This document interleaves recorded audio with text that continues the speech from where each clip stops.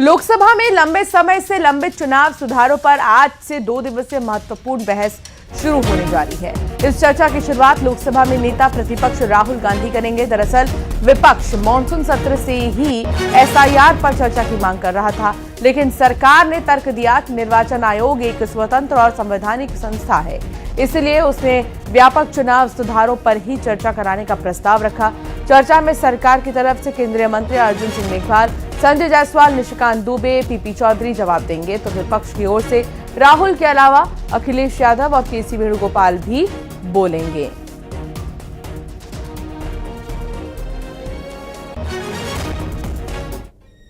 जब कुछ दलों के नेता चुनाव हारते हैं, लेकिन जब कुछ दलों के नेता चुनाव हारते हैं या उन्हें हार सामने दिखाई देती है, तो वे इस पूरी प्रक्रिया को हिलाकर कटघरे में खड़ा कर देते हैं और यह संवैधानिक संस्थाओं के प्रति गहरे अनादर भाव को दर्शाता है। अध्यक्ष महोदय, अब यही लोग लगातार चुनाव आयोग पर एक साजिश के तहत हमले कर रहे हैं। यह कोई साधारण आलोचना नहीं है, यह एक सोची समझी साजिश का यह हिस्सा है। अध्यक्ष महोदय, संवैधानिक संस्थाओं को बदनाम करना राष्ट्र के साथ अन्याय है, क्योंकि यही संस्थाएं हमारे लोकतंत्र की रीढ़ हैं। लेकिन इन दलों के लिए यह कोई नई बात नहीं है। संस्थाओं को कमजोर करना और उनके निर्णयों पर संदेह खड़ा करना उनकी लंबी राजनीतिक परंपरा रही है। लोकसभा के बाद आज राज्यसभा में वंदे मातरम पर चर्चा होने जा रही है।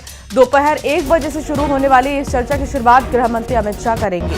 चर्चा का समापन बीजेपी अध्यक्ष जेपी नड्डा करेंगे। इसके अलावा बीजेपी के अन्य वक्ताओं में राधा मोहन दास अग्रवाल, के लक्ष्मण, घनश्याम तिवारी और सतपाल शर्मा भी शामिल होंगे।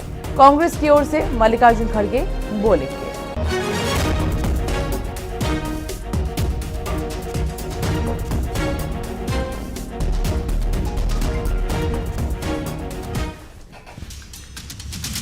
और अब खबर छतरपुर से, जहां खजुराहो के महाराजा कन्वेंशन सेंटर से मीडिया को देखकर राज्य मंत्री प्रतिमा बागरी भाग गई। मंत्री का भाई गांजा तस्करी में सतना जिले की पुलिस द्वारा पकड़े जाने का सवाल किया गया तो बोली, फालतू की बात